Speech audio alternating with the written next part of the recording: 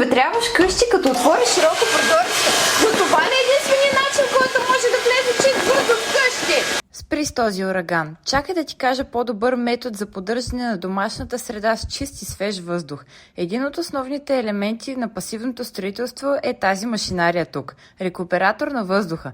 Не е твърде сложно, просто слушай. Рекуперацията е процес на вентилация, при който отработен въздух затопля или охлажда нов свеж въздух, внесен в помещението. Това прави и тази машинарийка тук, рекуператора. Двата потока въздух преминават през система от филтри и топлообменник.